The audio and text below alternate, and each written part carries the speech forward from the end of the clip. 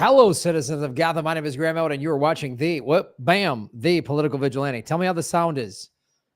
Got a new mic. Well, I get this. It's the same mic I've been using, but I've been trying to streamline it because I had this big soundboard and I got a Focusrite Solo, and so I need to be more. I'm going to be moving around a lot, so I'm just trying to. I did these wireless mics. And those just kept kind of, these are great for like man on the street interviews. I was using these when I was at the SAG strike. Okay, good. The sound is good. Awesome. Awesome. Excellent. Thank you, Michael. Good. Yeah, this is the Sennheiser mic. This is a very very expensive mic, but what I've got now is, I'll show you. I just got this at Guitar Center today. It's this Focusrite Solo. It's a really small piece of equipment. It's even smaller than this box. I can't really show it to you right now because of where it's being used, but I was like, okay. Yeah, the wireless ones kept cracking, and then sometimes the thing would crap out. They've been really good. So all those interviews, I've just started, my editor just started dropping clips of the interviews when I live stream from the strikes, and that's all using this wireless one. So these are great, like, because I hook these up to my iPhone and take them out in the field, and they're good because they can kind of focus the sound when you're outside, like especially at a strike, there's people marching and talking and cars honking and all this stuff. So it's great for that. But I was like, I got to get back to this better sound. And Alex Das Liebe, the man of the hour. What is Alex Das Liebe doing? First of all, he's shaving his knuckles for justice, and we are here to announce, folks, the Super Chats are back. You can support the show the way Alex Das Liebe is. Holy, I just came here, and Super Chats are real. I love Google now. Do not. Boom. So, yes, thank you, Alex Das Liebe. And we are here to announce the Super Chats are back. We got remonetized. I'm not sure why. So I got this email last week that was like, how to set up your monetization, like I'm some brand new channel or something. And I was like, okay, I went through the whole process. It took a couple of days. And we're back. I was live streaming Friday at the SAG strike. Because if you're going to be pro labor and I'm in SAG-AFTRA, you better go to the strikes, man. I believe in it. These people that think the creative class are not part of the working class, it's really disappointing to me. So I was live streaming and I was looking at the phone and I was like, wait, that's a super chat that just popped up. So we're back, guys. I don't know what it is.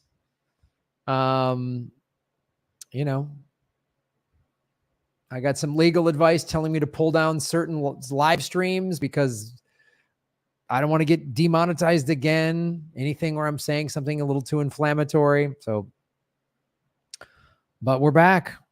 We're back. And you can also support the show on Rockfin if you'd like. Sounds good. Yeah, everybody over on the Rockfin, thank you so much.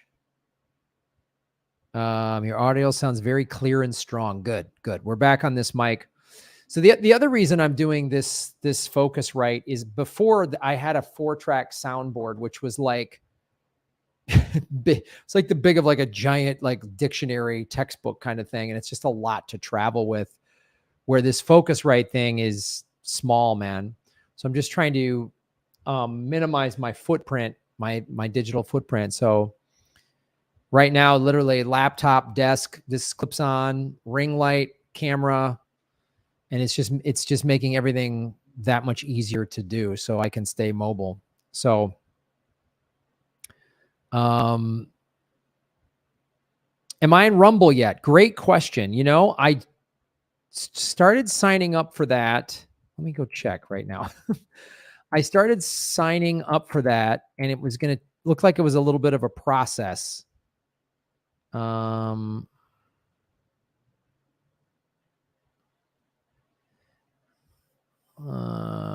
So let me see. my content. Yes. We're on Rumble now. Graham Elwood. I think it's Rumble. Yeah, it's rumble.com/Graham Elwood, I believe. So a bunch of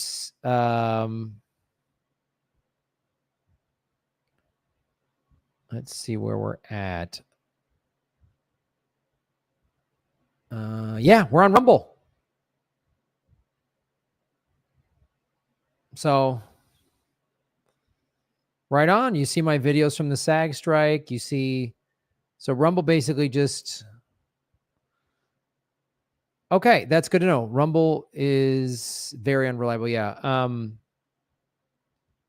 But you know what? I'll figure out. I didn't do it today. Today we're streaming on YouTube, Rockfin, and Twitch. But I'll figure out how to live stream on Rumble. And so if Rumble is all set up and working from starting the next time I live stream from the studio, when I live stream, like at this, I'm going to go to more of this, the walk the picket lines for SAG.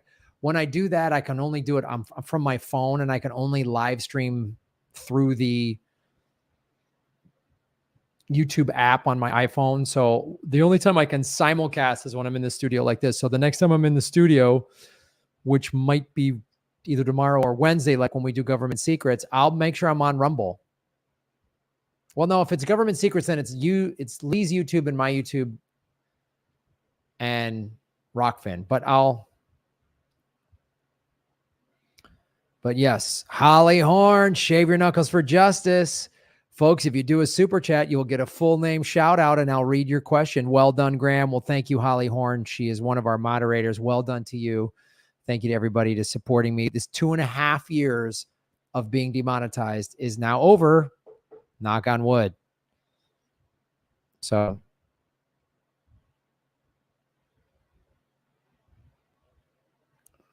that is what is going on with that. Let me check the Rockfin again. Yeah, this is great. Martin Sheen did a forward for disturbing the piece about Father Toy Bourgeois. He was jailed for playing audio of Saint Romeo to the El Salvador army. Oh, wow.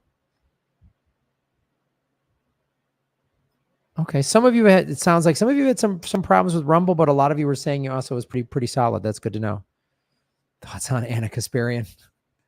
I haven't watched TYT in several years. I don't care what they're saying or doing over there.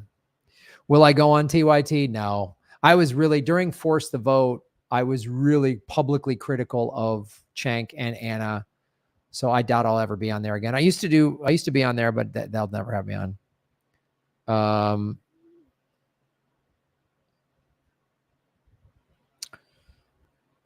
Nope. I was not wrong about COVID and mandates, and wasn't wrong about that. You just don't agree with me. That's fine, but I wasn't wrong. Rumble is the only place I can find RT. Yep, absolutely.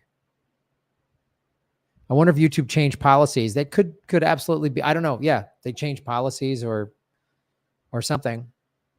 Matt BBA, boom, Matt, shave your knuckles for justice. Matt, thank you for supporting our show. Very much appreciate it. Thank you, guys. The super chats are huge.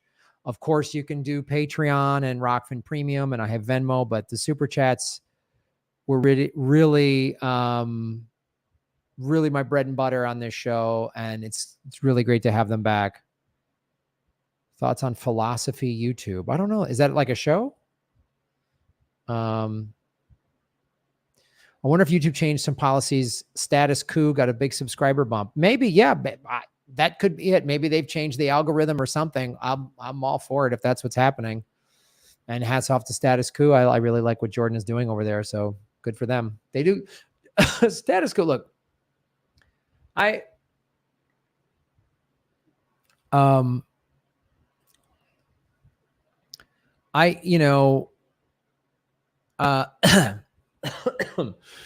I really got respect for what Jordan does at Status Quo, because he goes out in the street and does reporting. I mean, he has a team of people, and he's really trying to like get another view out there. He's running like a news organization. It's really great.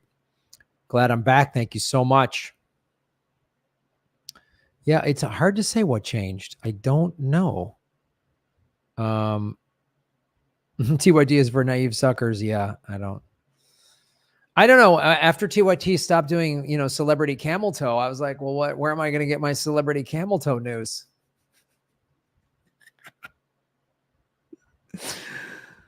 They had a host of advertisers bail on YouTube. Ooh, thank you, Matt BBA. That's boom. Thank you for supporting the show. And that makes sense. If that's true, Matt BBA, then that makes a lot of sense. Yeah. If they had a bunch of advertisers pull out, then super chats, because they get a percentage of the super chats. So nice. Nice indeed. We got a fantastic show. The two subjects I'm going to talk about: the $200 billion in profits for the big oil companies. They're hurting. And then the Economist said crazy stuff about President Bukele in El Salvador. I was down there, so now it's really hilarious to me when I hear like El Salvador is. I'm like, I was there, dude.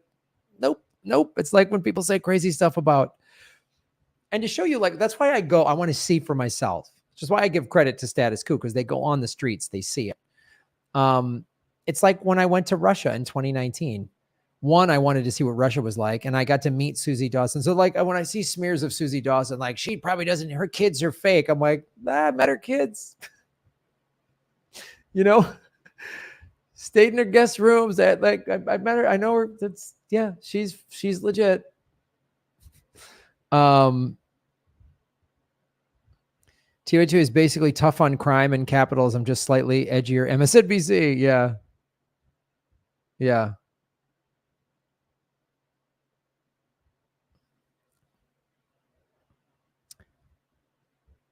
Free Julian Assange immediately for free journalist speech throughout the world. Absolutely.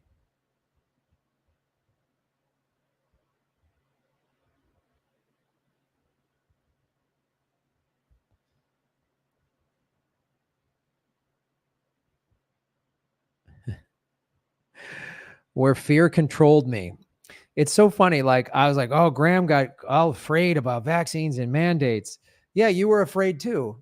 You were afraid of the vaccine. You were afraid of mandates. We're all living in a lot of fear.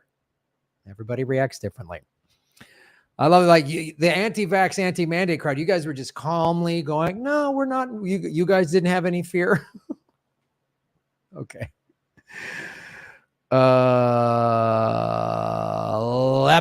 Leopard. Shave your knuckles for justice. Thank you for supporting the show. Just so Oppenheimer, it panders to McCarthy a bit. Yeah, I mean, look, I want to watch it because I love Christopher Nolan movies, and I like Matt Damon. Plus, the guy playing Oppenheimer was, played one of the criminals in the Batman trilogy, which I think is the greatest Batman movies ever made, were made by Nolan. But even in the trailer, and I'm going to see it. Even in the trailer, I was like, oh boy, I hope this isn't like, we got to stop those Ruskies, and thank God we did, Oppenheimer, like necessary evil. I hope that's, yeah. So I'll see it. But thank you for letting us know that, Leopard. Marcus Don over there on the Twitch. Once you've been to another country, you realize the U.S. may not be the best place after all. Yeah, I know. Yeah, free all political thought philosophy makers. Yeah.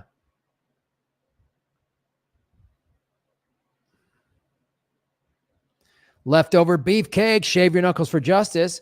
Folks, if you want, you can do a super chat on YouTube, or you can do what Leftover Beefcake just did and go to rockfin.com/Graham Elwood. It is free to sign up. They pay us in cryptocurrency and they don't censor us. It's great. So Leftover Beefcake, thanks for covering the strikes and for traveling to El Salvador. It made for some very eye-opening content. Beefcake, I really appreciate it, dude.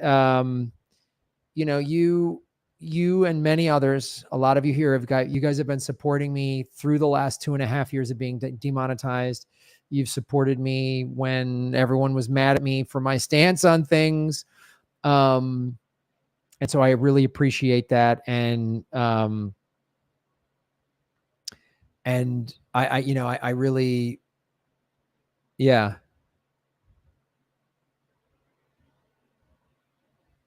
And yeah, other people saying they like my El Salvador videos. And several things. First of all, there's more El Salvador videos coming. I just haven't got, I got back and started posting them, and then the strike happened. So I've been covering the strike and I'm in the process of finishing getting funding for the documentary down there. I got half of it, which is awesome. The Bitcoin community is really rallying, which is great. And so, yeah. So there's going to be more El Salvador videos dropping. I just got amazing interviews down there, and I want to share them with you because, again, I went down there. I was down there for 10 days. Did I meet every El Salvadorian and did I go to every corner of the country? No, but yeah, I got a good sense of what's going on there. And I didn't hear anybody say anything negative about the president at all. I didn't hear anybody be like, oh, this Bitcoin's nonsense. There were some people who were like, well, when it was up at 30, 35, and then when it dropped to 15, that kind of, some people got a little turned off by it when it dropped last fall, thanks to Sam Bankman-Fried and those scams that I've covered on the show.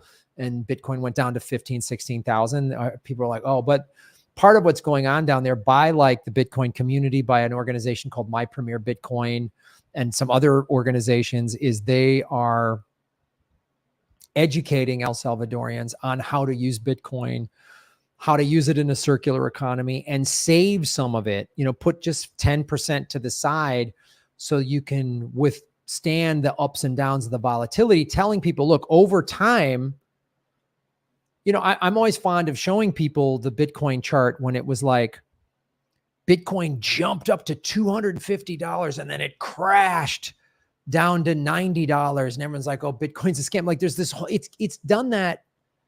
It went to 1,000, then crashed down to 200. It went to, so the fact that it went as high as 60,000, came down from 60 all the way to 15, 16,000. And now it's currently at about 30, 31.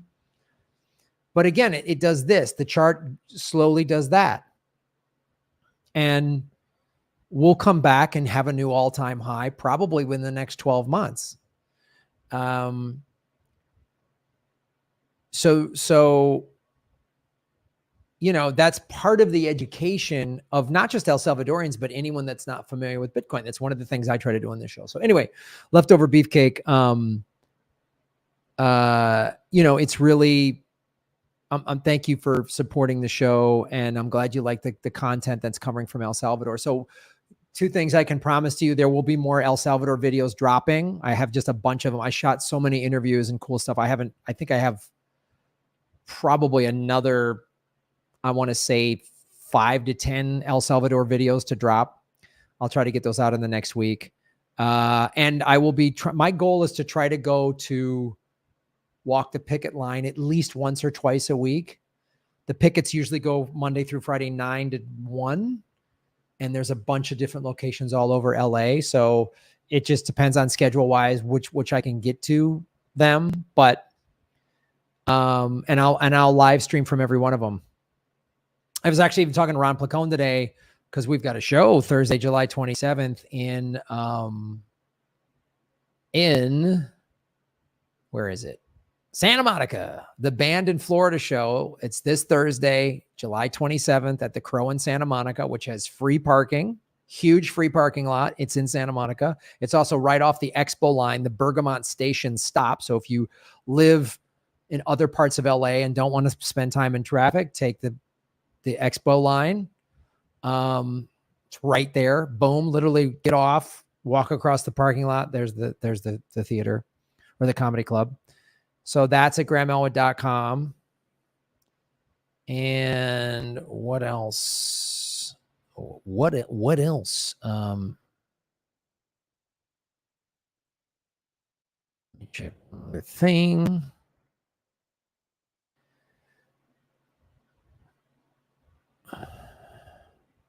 So that's July 27th. And then I was going to be doing a show in San Diego, but now a scheduling thing popped up. that has to do with the documentary. So the August 3rd show in San Diego, I'm going to reschedule. I don't have a date yet, but Mike Drop Comedy's been working with me. They'll come up with a new date, probably towards the end of the year. So the San Diego date's going to have to be pushed back. If you bought tickets to that already, you can get a full refund, or you can use them for when I come back, and we'll announce. We got to figure out schedule wise, because this documentary might take up a lot of time. I'm a proud Rockfin Premium subscriber. Thank you, Jeffrey. I appreciate that. Like and share. Let me make sure I didn't miss any of the super chizats. There's my website.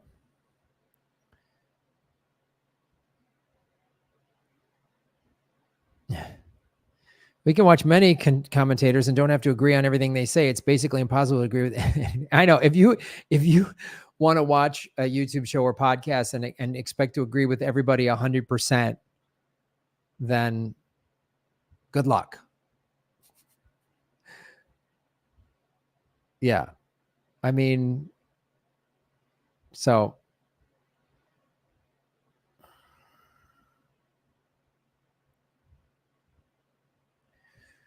will I stream it? Yeah. Any of these SAG strikes I'm going to, I will live stream it.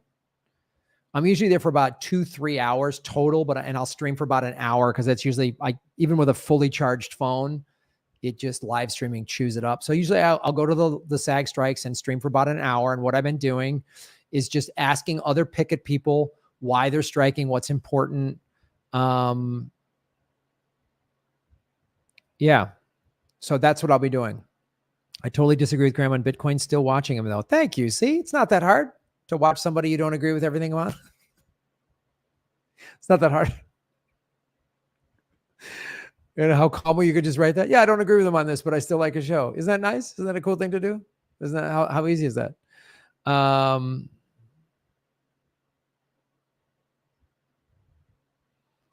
told a friend that I took the jab because my doc said to. He looked at me in horror.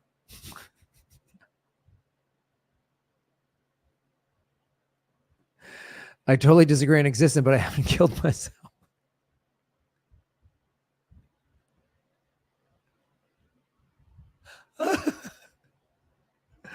You guys are great.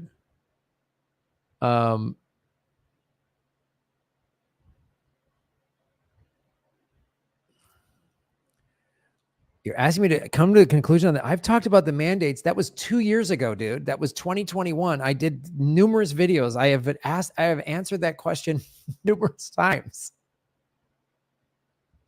Mandates are over. Yeah. So, yeah, I've answered that repeatedly.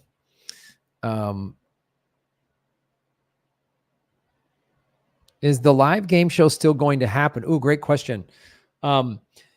Yes. So again, this pertains to the SAG-AFTRA strike. So we shot in April, the Anything Can Happen game show in front of a live audience. We cut together a little sizzle reel. We live streamed it. It was a pay-per-view live stream, which was super fun. Some of you watched it, and thank you for watching. It was it was just a blast. And so we cut together a little sizzle reel, which is like a promotional video that you send around to try to sell a TV show, right? And so we've got that in place, and but we started putting that together in April.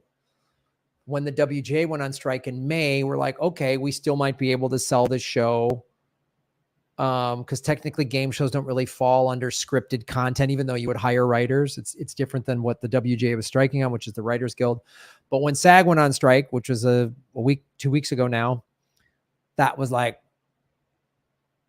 so we're still going to move forward on selling the game show, but as far as we can go while we're on strike. Obviously, I'm not going to do a show.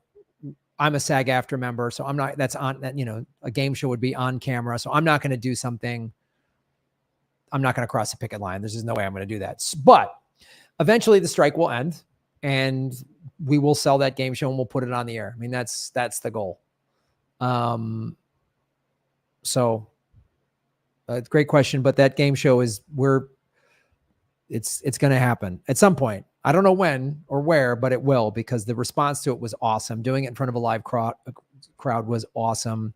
Everyone involved was just, we had Robin Tran and James Adomian on. They were so funny as contestants. And I'm like, God, we could get so many great guests on this show. So we're going to happen.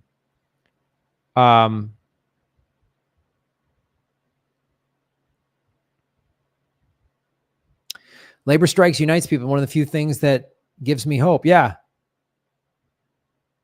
I'm taking questions. I'll answer some of the questions here. Obviously, if you do a super chat, you're supporting my show. I haven't been able to take a super chat for 2.5 years.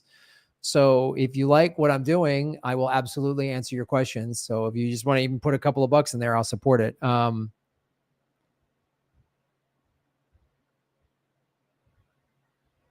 It's not an important question. Well, whatever, however you want to ask it. I hope it gets picked up. It was hilarious. Thank you, Leftover Beefcake. Yeah, the game show was so fun. And it's like, I did this podcast. I was on this podcast last week. It hasn't aired yet, with this guy that's a huge game show fan. And he's been a contestant on a bunch of game shows. And we started talking about that. And I was like, the game show is sort of the perfect intersection of everything I want to do with my life. It's my hosting, my comedy career.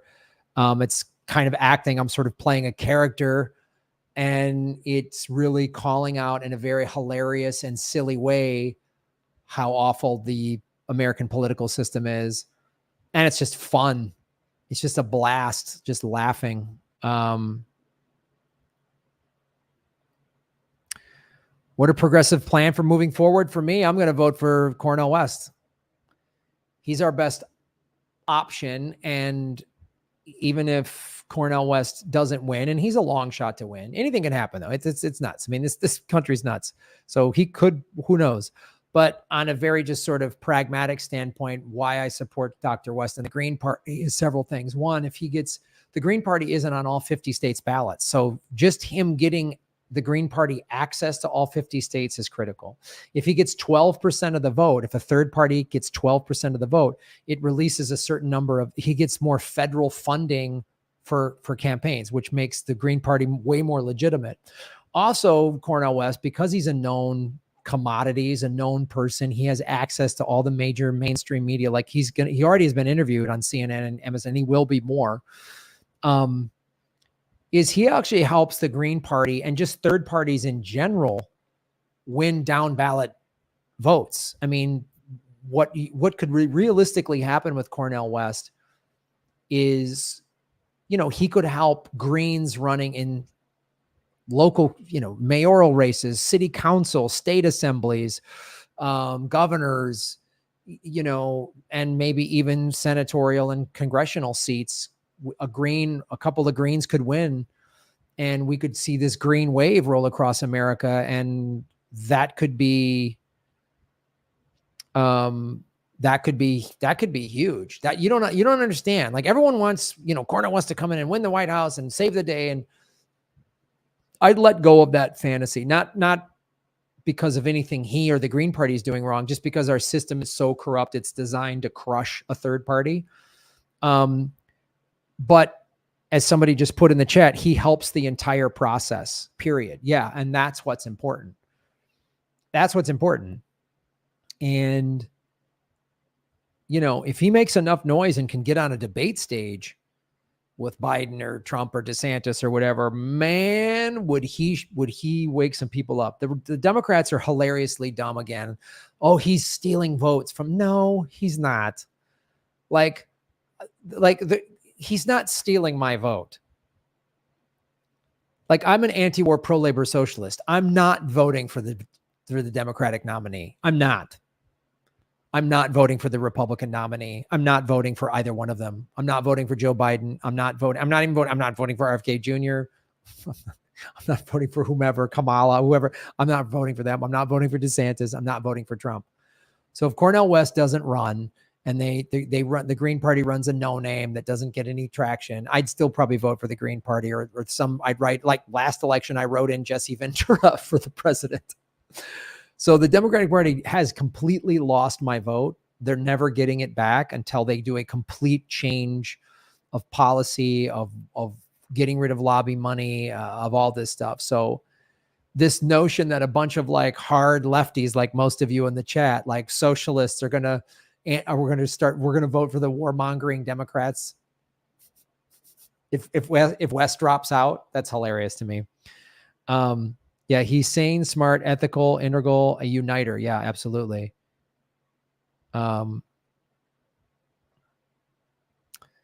Yeah, vote on principle. All right, let's get into some hot, fresh segments, everybody. Cornel West must start being more forceful in interviews and public appearances. Yeah, I think you'll get there eventually. We got a long look, guys. We have over a year. You know how much crazy, we haven't even gotten into the debates yet. We haven't even gotten into the primary voting yet. We haven't even done any of that yet. So it's like, you know, one of the Iowa caucuses, February or something, like we're way far away. Veterans for peace are rare, but after 3 wars, I've had enough. I know. Yeah.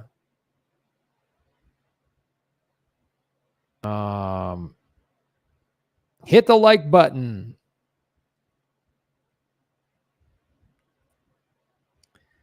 Yeah, it'd be great if we had, wouldn't it be great if it was like Cornel West, whoever the libertarian is, you know, Joe Biden and, you know, DeSantis or Trump on a debate stage? Wouldn't that be actually, wow, wouldn't that be great for democracy? Like, democracy should be open discussions and debates and letting the American people decide where they want. That would be fantastic. The two parties won't let it happen because they got to force they got to force Americans to picking either Coke or Pepsi, you know. They force us into thinking we have choice, Coke or Pepsi, you know, McDonald's or Burger King. Those are your choices, you know.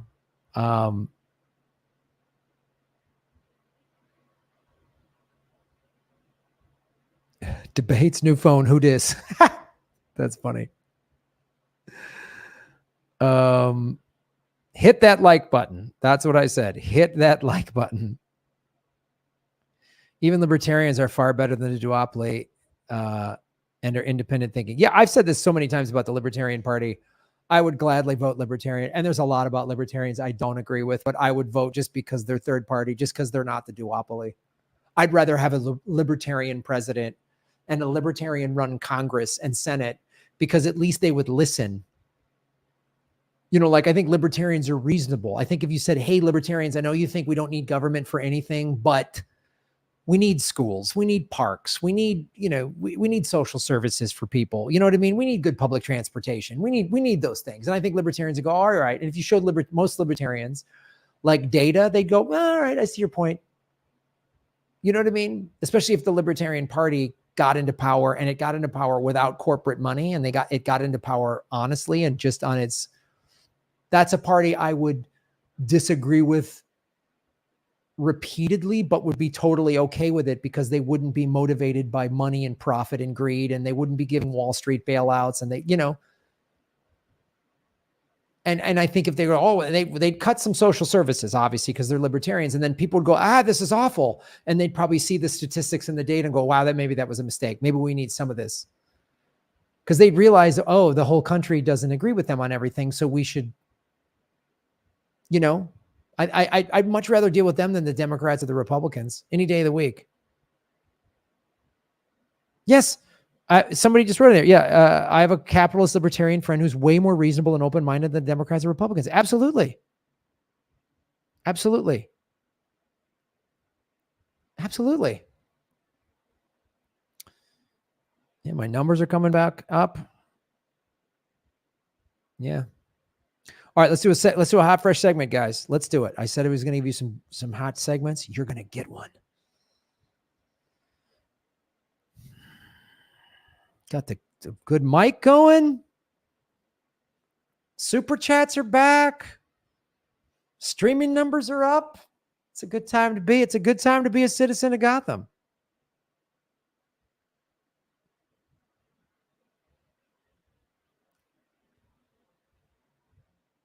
All right. One hot segment. Here we go. Let me bring this up here.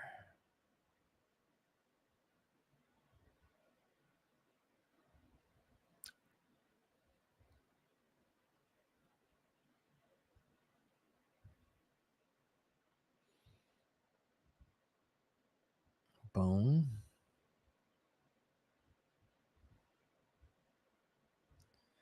Here we go.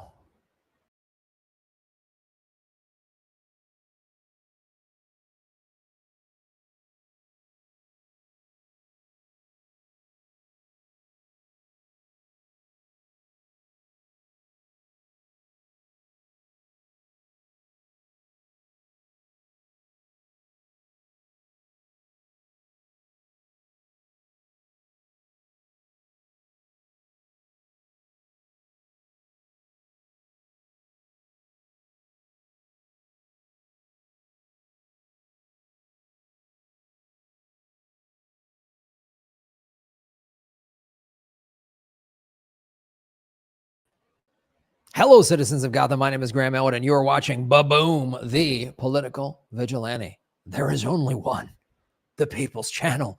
And we've been remonetized, ladies and gentlemen, after a 2.5-year exile in the solitary confinement. YouTube has let us out of jail for whatever reason, so you can hit the super chat button. The ads, we're getting paid for the ads. So join us on a live stream and hit the super chat button. There's also scrolling below is a lot of great ways to support the show. And then come out to a live show. We've got a cool show. Ron Placona and I are doing a series called Banned in Florida, a bunch of lefty comics that aren't, because Senator and former governor of Florida, Rick Scott, said communists and socialists are not welcome in Florida. He said that recently. So it's July 27th in Santa Monica at the Crow. The tickets are available at GrahamElwood.com. On the show is myself, Ron Placone, Mona Sheikh, who's been on the show, James Adomian, and Dana Eagle. It's a great show. There's free parking there, and you can take the Expo line and get off at Bergamot Station. It's right there at Bergamot Station in Santa Monica. So please go to GrahamElwood.com and get your tickets for this Thursday, July 27th. Because people like Rick Scott and others keep minimizing climate change. They say that climate change isn't real, or it's fake, or it's just a bunch of Hollywood nonsense. And hey, look, there's a lot of people in Hollywood that say a lot of nonsensical things, but climate change is real. One of the things I say on the show, what do I tell you? I tell you, follow the money, connect the dots, get the truth. Well, this just came out in The Guardian, ladies and gentlemen. Monster profits for energy giants reveal a self-destructive fossil fuel resurgence, right? Last year, combined $200 billion in profit for big five oil and gas companies brings little hope of driving down emissions.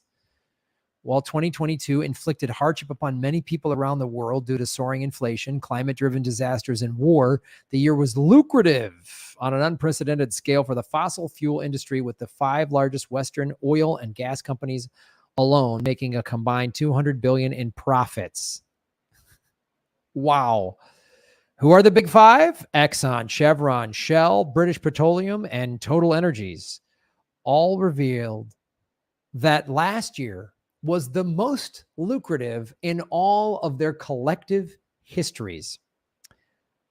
Oh, man. It's like,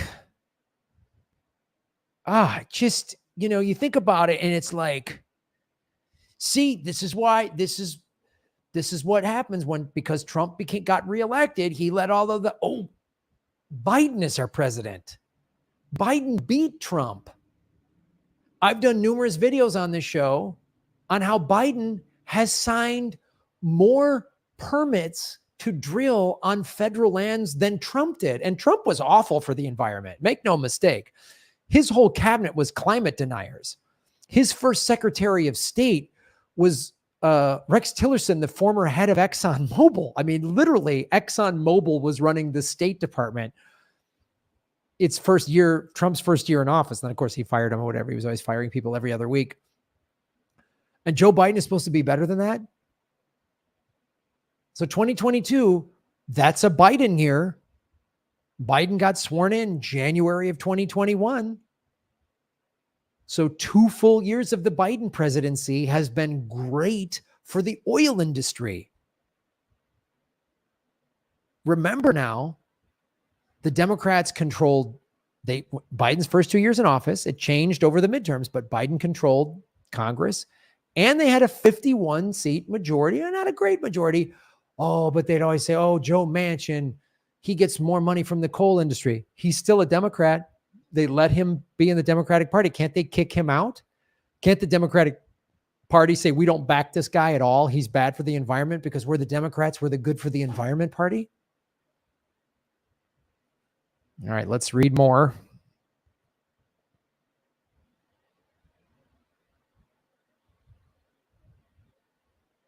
Whoops. Here we go. Sorry, there it is. Exxon, the Texas-based oil giant, led the way with a record $55.7 billion in annual profit, taking home about $6.3 million every hour last year. Think about that, guys. Think about that.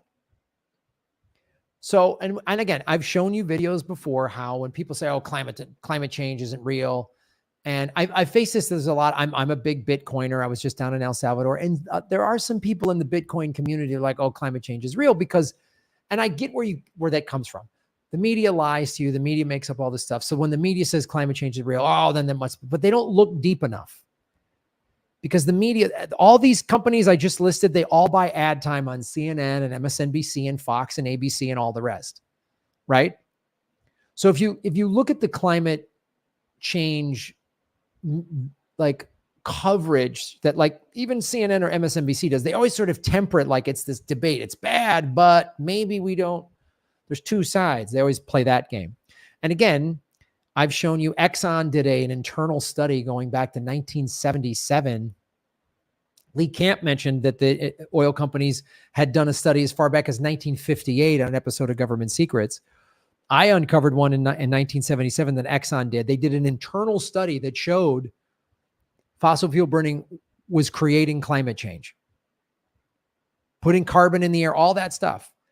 They did another study in like 1981 that said it was even worse than they thought. Again, they paid these scientists, the Exxon, to do these studies, and the scientists came back and said, this is worse than we thought in the early 80s.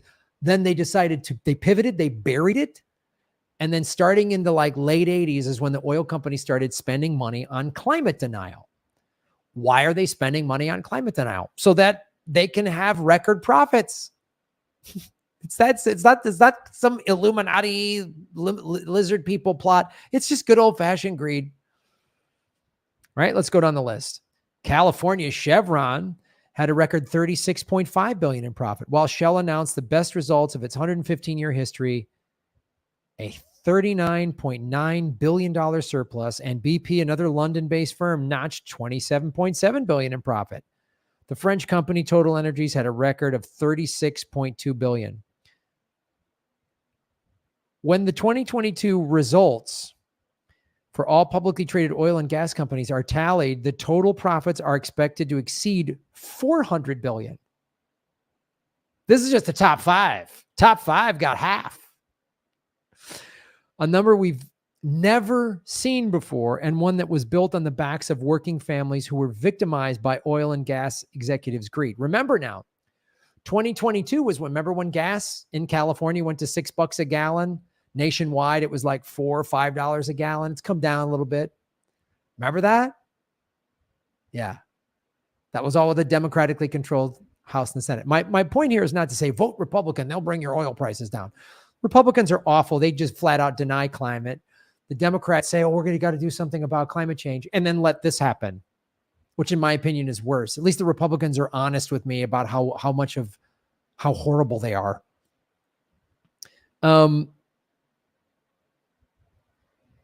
So let's look at these. Look at this.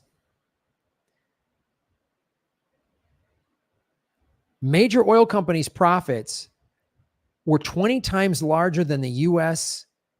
Environmental Protection Agency budget in 2022. Look at that. EPN budget for 2022 was $9.6 billion.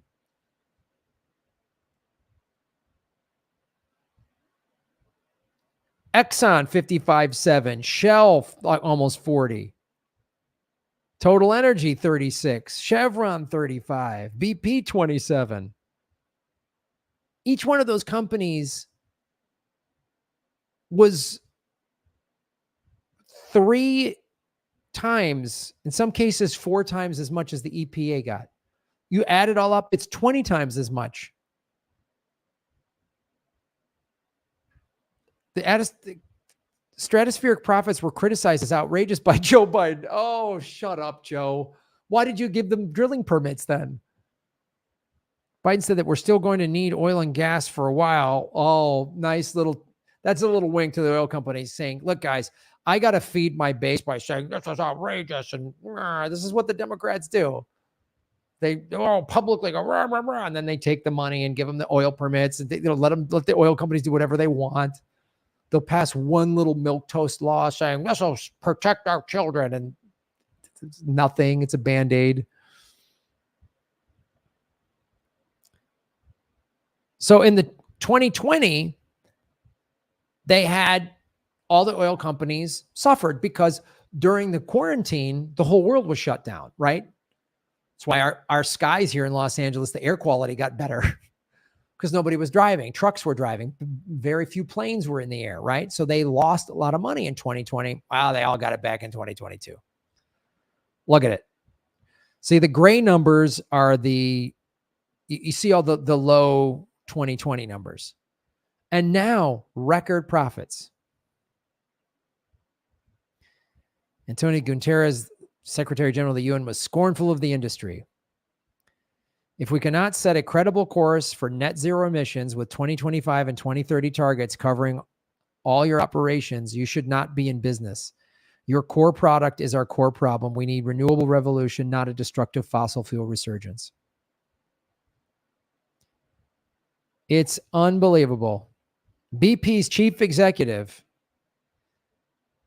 it's called BP a cash machine. We're responding to what society wants. Oh, they're playing the free market crap. No, you're not. You guys could be spending all kinds of money on green energy. You could just flat out pivot to green energy. Yeah, they can. AT&T, American Telephone and Telegraph. I don't think AT&T is still in the telegraph business. And they used to be the home phone business. And now they do internet and cell phones and Wi-Fi and all that. Come on. BP could say we're British Petroleum is now completely changing and rebranding. We're going all green. We're taking all of our profits. We're investing in green energy. And in 5 years, we won't be doing any oil drilling or refining of oil at all. They could do that. They could take their record profits and do that. And it actually would be a marketing boon for them. People would be like, all right, now I'm on board with BP. They could all get behind hydrogen, right? The EV batteries, look, the cobalt to make electric and lithium batteries for cell phones and cars and iPads and all that is awful. And there's a book out. I saw this guy on Democracy Now! Talking about it. It's awful. It's like slave mining. And I'm an electric vehicle owner. I'm not gonna lie to you. I don't like giving the gas companies my money for the reasons I've just told you in this video. But I know I've always said electric vehicles are not the silver bullet to climate change, but they're like an interim step. Well, there's a big hydrogen car industry, but it's been largely crushed thanks to Elon Musk because he wanted to get a corner on the electric battery market. The hydrogen people 10 years ago were like, we just need infrastructure for hydrogen refueling. That's it. You can buy hydrogen cars now. You can only refuel them usually at your dealer or whatever. So depending on what your lifestyle is, might be practical, might not. But we could just overnight, these companies could all say, we're all going to hydrogen, which is clean burning. They could do that, but they don't want to. I don't want to.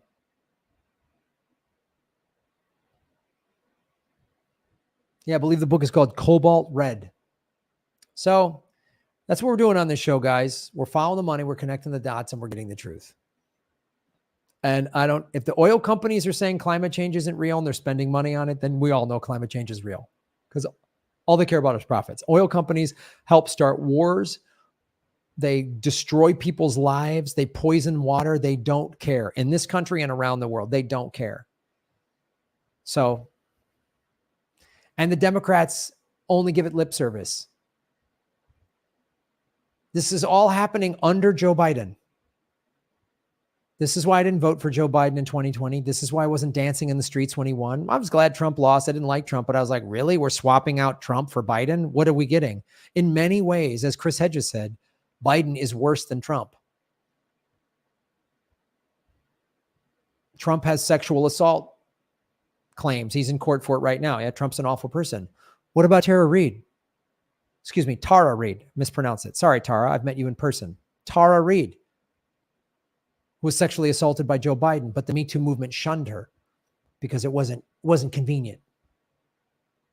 This is the problem I have with the duopoly. This is the problem I have with both parties. This is the problem I have with the Democratic Party when they just aren't any better. And in some cases, as I've just shown you, they're worse. Support what we're doing, guys. Thank you for supporting our show. So like, share, subscribe, follow the Money Connected Dots, get the truth. Come to a live stream. We usually go on every day at 5. We're live streaming also at the SAG after strikes a couple days a week. Those usually happen around 10 or 11 a.m. Pacific time. But when we're in studio like this, it's 5 o'clock. July 27th, we're at the Crow Comedy, doing the Band in Florida show. Go to tickets at graham-elwood.com. Sign up for the newsletter at graham-elwood.com. And shave your knuckles for justice. Boom.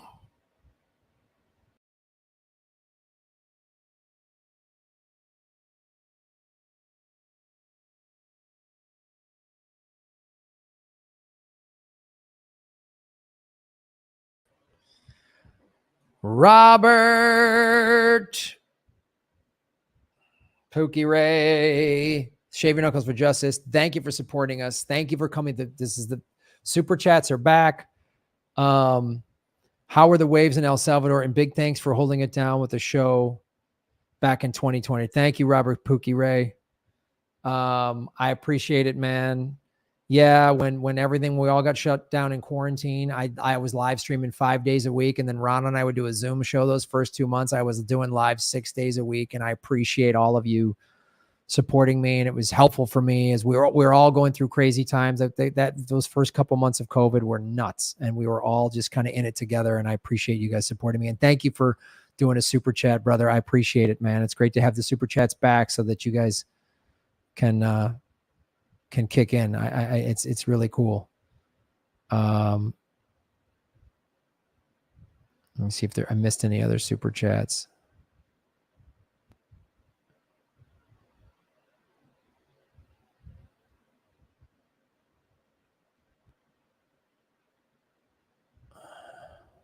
All right. Appreciate you supporting. Just don't call your hydrogen car a Hindenburg. Boom,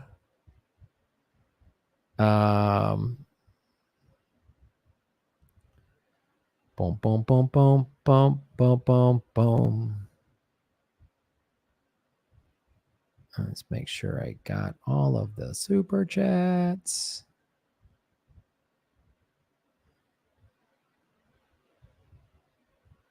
All right. What do we got over on the rock? Build pipelines back better. That was Joe's slogan, right? Granny Petrol has been swimming through a vault full of oil profits like Scrooge McDuck. Well, now that the super chats are back and I'm monetized, I'm more inclined to do more live streams. It was kind of a bummer to I was hard to keep doing live streams and not get paid for it. But I'll be doing more. So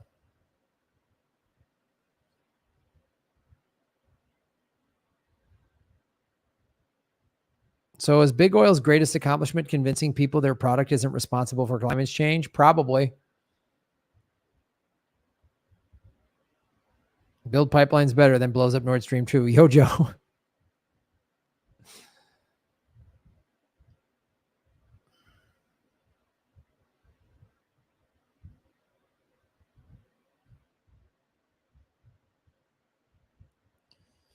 All right, let's get our second segment ready to go.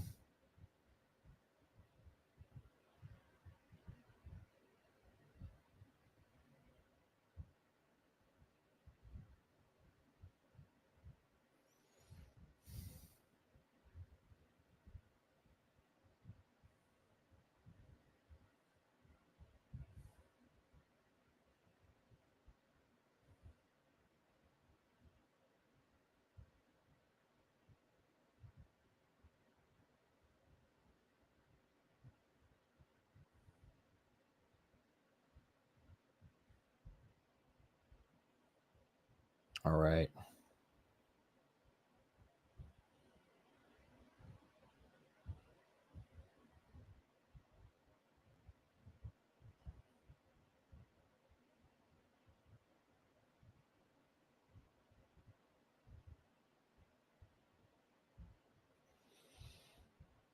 Here we go.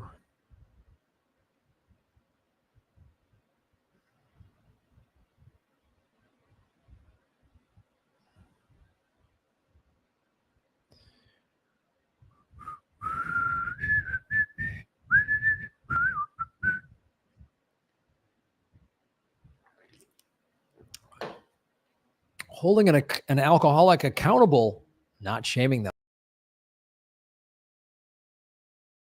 All right.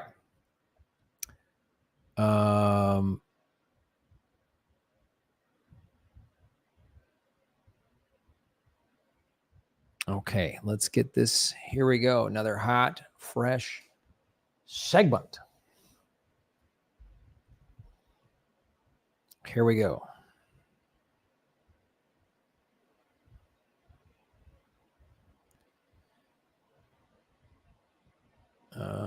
Here we go. Hold on.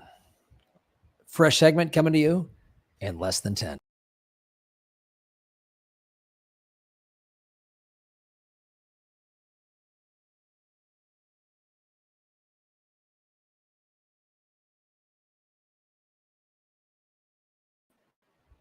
Hello, everybody. My name is Graham Elwood, and you are watching Shazam Boom, the Political Vigilante. Thank you, citizens of Gotham, for tuning in. This is the People's Channel, right? You're the best and smartest audience on the interwebs.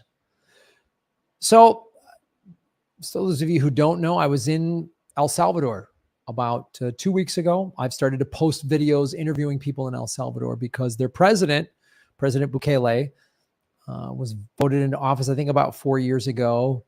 And in the summer of 2021, he made Bitcoin legal tender, and that became law September of 2021, which means people can now accept Bitcoin.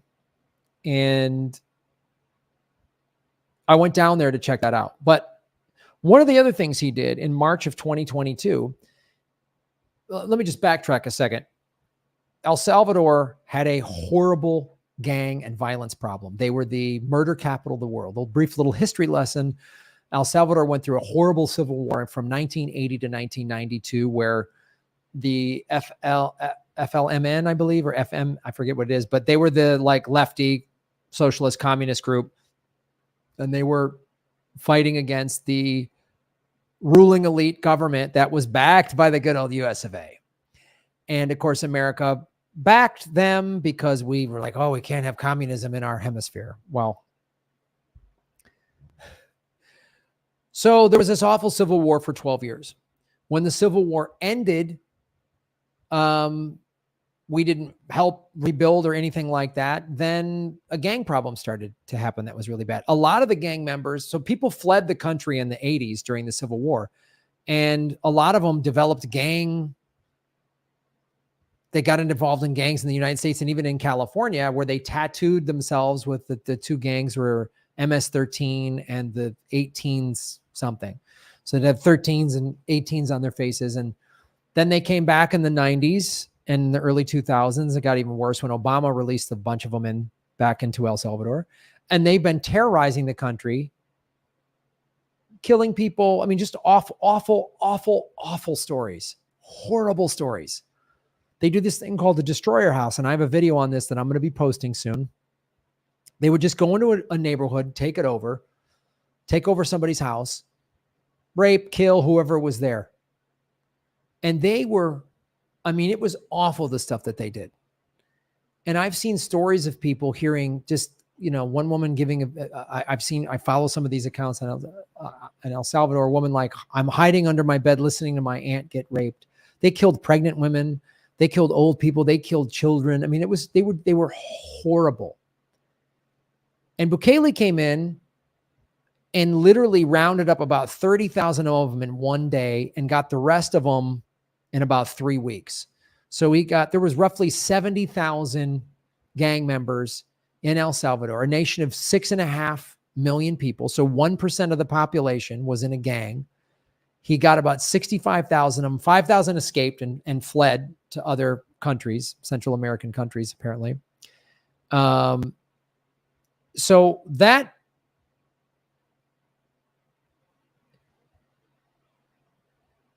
they were in this horrible situation. And so Bukele locked them up, and he built, one of the things is, and he built a huge prison because they didn't have a prison space. Previous politicians would like round these guys up and then they'd all get released. And I was just down there, and one of the things I found out, all of these people, El Salvadorians, just about everybody had to pay the gangs in one form or another. You had to just pay extortion money. If you had a business, twice a month, some gang kid would come over. Sometimes a kid would show up and go, you owe this amount of money. You know, I interviewed one guy in Bitcoin Beach, and this interview hasn't dropped yet, but it will, where he had a kid working at this local restaurant, and every time he would take his bus back to his neighborhood, he'd get off the bus and the gangs would go, he'd have to pay. So whatever, he made, whatever, let's say $50 in tips that night, and then he'd have to give 20 of it. So I had dinner with Max Kaiser, and one of the things he said to me was $6 billion a year was given by El Salvadorians to the gangs. $6 billion a year. Their GDP, their annual GDP is like 28 billion. So that's like over 20% of El Salvadorian salaries were being given to gangs. So in locking them up, they got, basically everyone got like a 20 to 30% pay raise. You see, does it make sense? So what does the Western media do? They put up articles like this. This was in The Economist.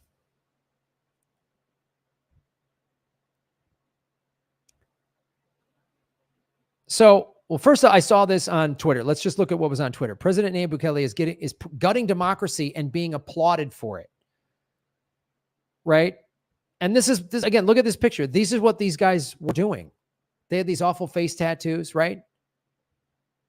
One person wrote, if democracy is gang rule that prevents the law-abiding populace from flourishing due to its parasitism of corruption, then democracy sucks and gets too much hype. So let's look at this now.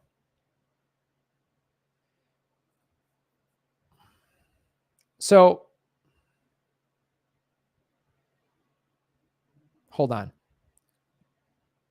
Let me get into the full article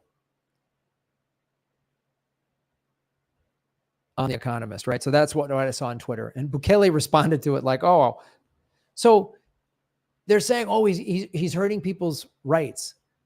And watch my interview. I mean, I have interviews with Sandy Waves, who was my tour guide, talking about, we were in a bad neighborhood, a formerly bad neighborhood, La Campañera. And she lived like in another neighborhood. And she goes, Graham, if I would have been caught in this neighborhood because I was in the neighborhood of a rival gang, she goes, I'm not in the gangs. I never did any of that. But just because I'm from a rival gang's neighborhood, I would have been killed or abducted or who knows what. It was like an emotional experience for her to be in this neighborhood. And every El Salvadorian I talked to is like, oh, Bukele's great, man. The country's safe now. I mean, I was in downtown San Salvador and there was this monument and I was like checking my pockets and Sandy Waves, again, my tour guide, I was like, can I take out my camera? She goes, yes. And I'm taking out and I'm like taking photos and selfies and stuff like that. And she goes, just so you know, 18 months ago, that would have been ripped out of your hands by the gangs. But this is what the West, because he's a threat, right?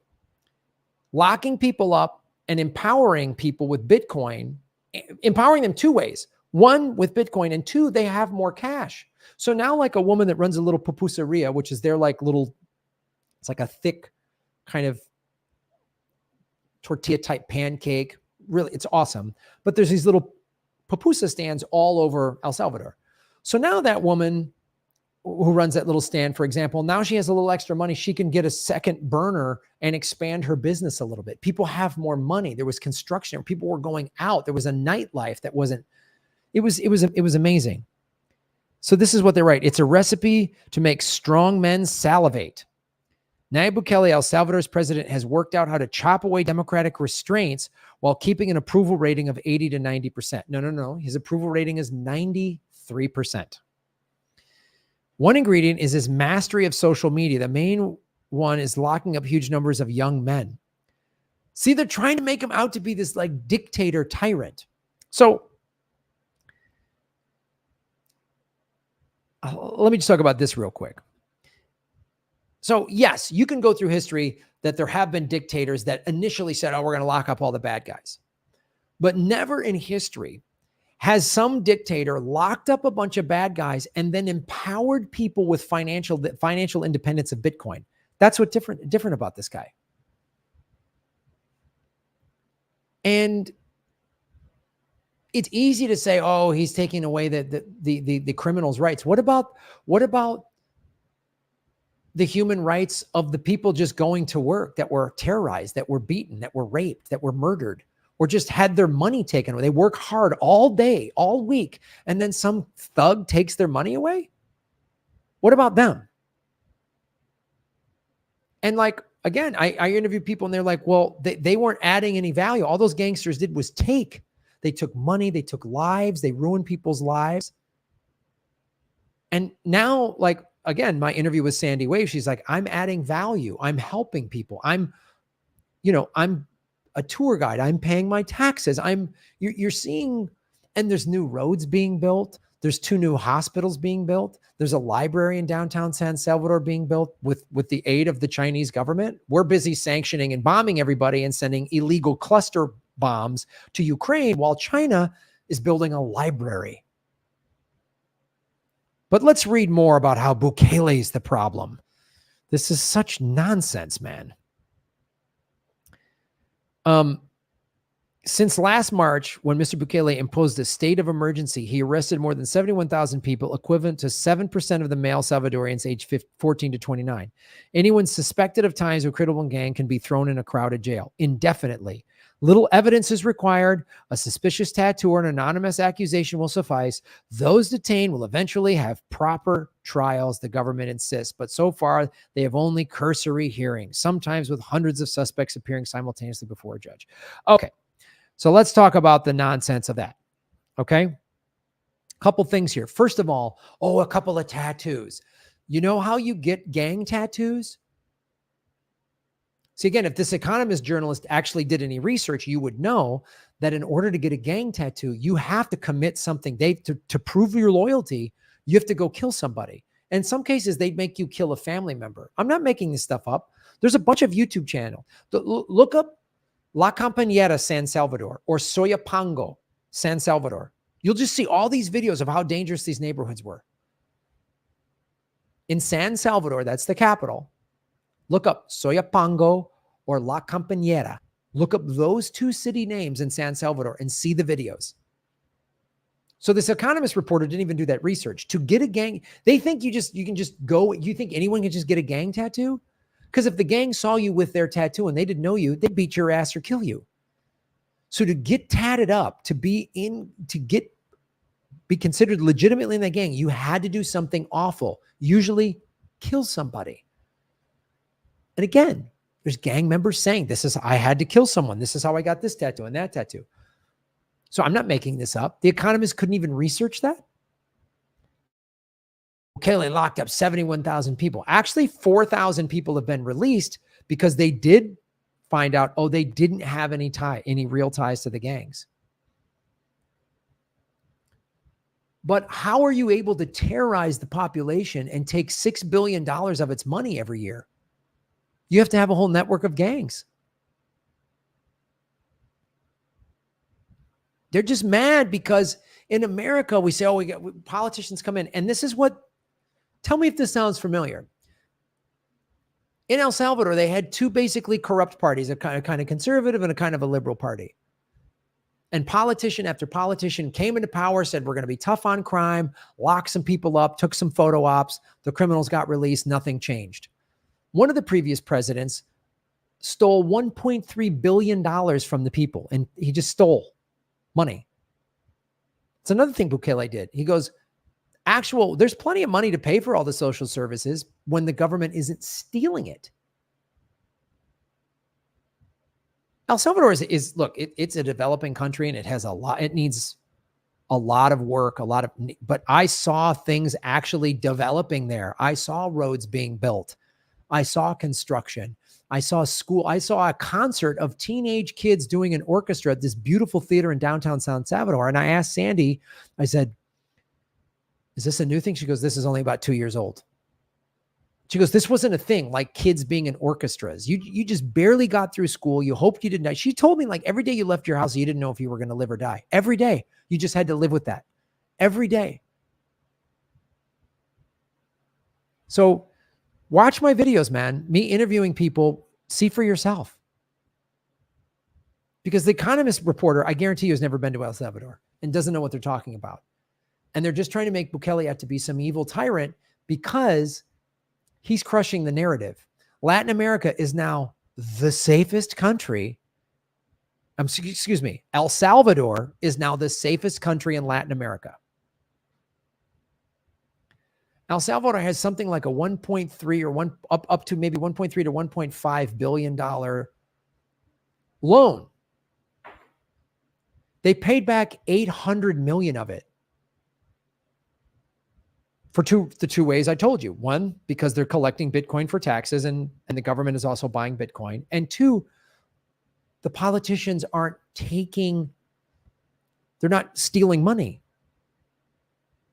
Because look, if you're a corrupt politician and you're like, he just locked up 65,000 gang members, I'm not stealing money anymore.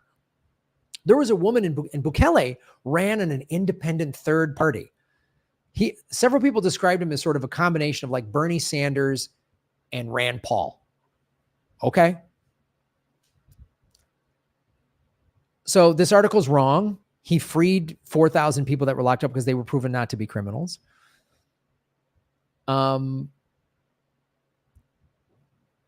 He has also freed up all of this. This is the thing that everyone talk about. They don't talk about the $6 billion that El Salvadorians now can keep in their pocket and invest back in their families or their business or their community, right?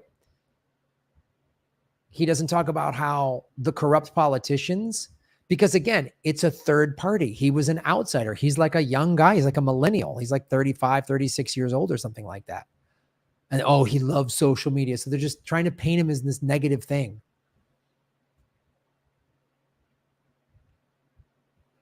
And he's a threat. Because in America, tough on crime, we have a for-profit prison system, so we need criminals. That's why we lock up people who've been smoking a plant. That's why we can't seem to figure out our crime problem. Because there's a lot of money to be made in perpetual crime. So if you lock everybody up and it's done and everybody's streets are safer, then what? And these politicians don't have a reason. Another thing Bukele did, he eliminated the number of mayors. So mayors are sort of like, they're not like the way we look at a mayor, like the mayor of a town. We say a mayor is the mayor of a town. Mayors were sort of like state representatives. El Salvador is a country about the size of the state of Massachusetts. It has, I forget what they're called. They're not states. It's not like a state system. They're called like districts or something like that. And so you had all of these mayors within them. They're sort of like counties. And so there's all these mayors within these counties, right? In the way, like, look, I live in, like Los Angeles. There's Los Angeles City. There's Los Angeles County, which is a part of the state of California, which is a part of the federal government of the United States of America. So it's kind of like that. So anyway, he eliminated all these politicians because he's like, we have too many politicians, because these politicians were just lining their pockets. Okay, you need politicians. You need a certain type of government to be functioning, but he's drastically, and again, these articles don't talk about it at all. I went down there and I saw it. And if he was doing anything shady or nefarious, I would have told you. I would have come back and said, I don't know about this Bukele guy, man. I would have said that, but I didn't see it. I didn't hear that from anybody. The murder rate is down. Like, they had something like 200 some days without a murder out of the year. And they used to have like more murders. I was just watching the news this morning, just in Los Angeles. There was like 5 shootings yesterday in LA, just in LA.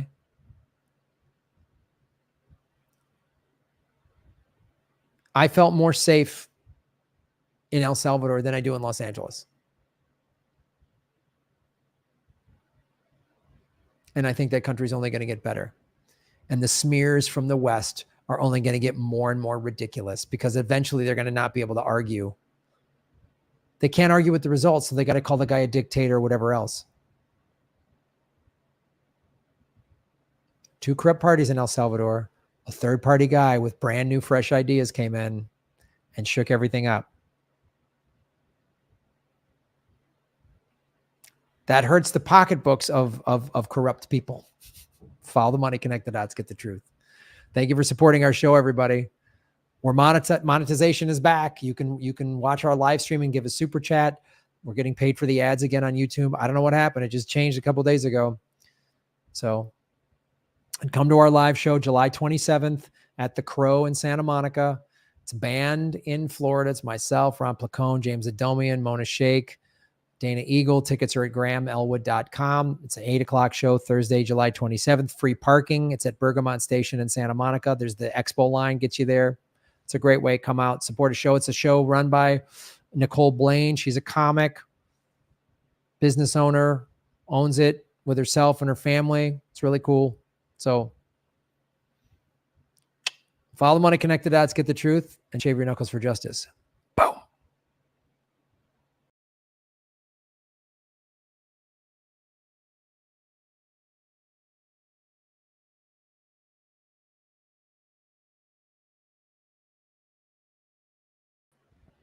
What's up?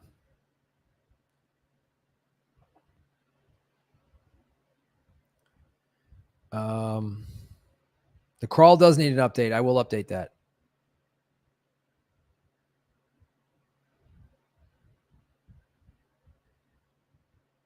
Yeah. Another New York Times article phrases it, not violent gangs, but very disingenuously twisted into locking up young men. No, violent gangs. I know. I became interested in El Salvador because of Bitcoin. Yeah, heaven forbid a millennial gets ahead.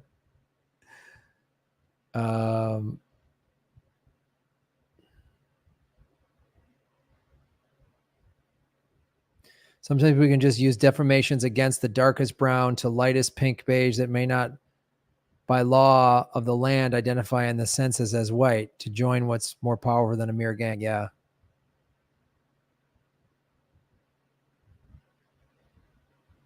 The president of El Salvador is Palestinian. I believe that's right. Congrats on getting remonetized, though. Never should have lost in the first place. Thank you. Yes, send me a super chat. I'll answer your question if you do a super chat.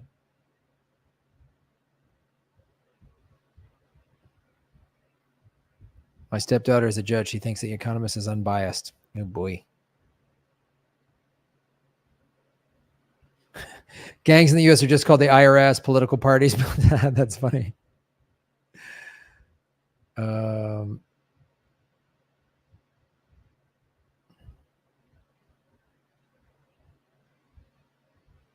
right.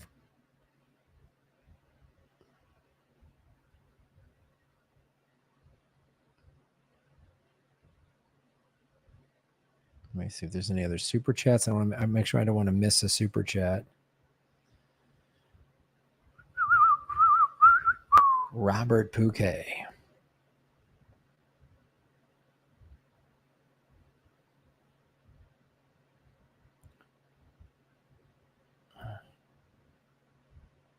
There's no oil in El Salvador, so America, I don't think will want to invade it.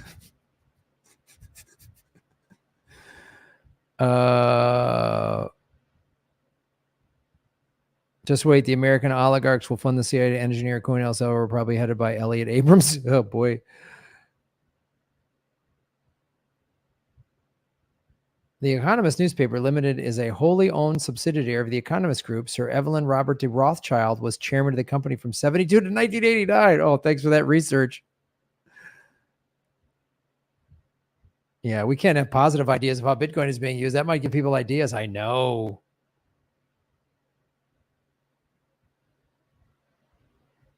All the American hegemon propaganda fit to people. Oh, outstanding. All right, guys, that's our show.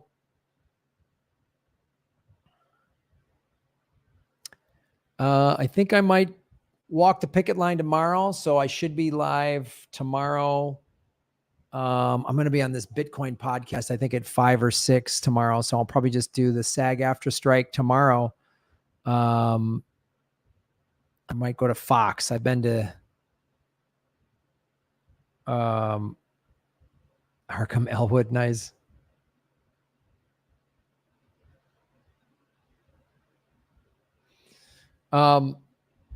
Thank you guys so much. I'm so glad. Thank you, everybody who did the super chats. Thank you to Holly Horn, our moderator.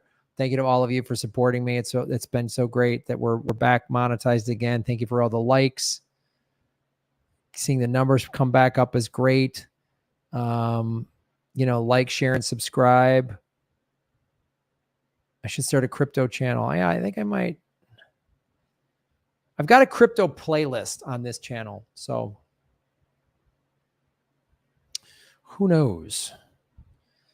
And yeah, there'll be more El Salvador videos coming up, and more live streams from the strikes. So we will see you all soon. Thank you for supporting the show, everybody. Have a great night. We'll see you tomorrow. Ba boom, ba boom, ba pow.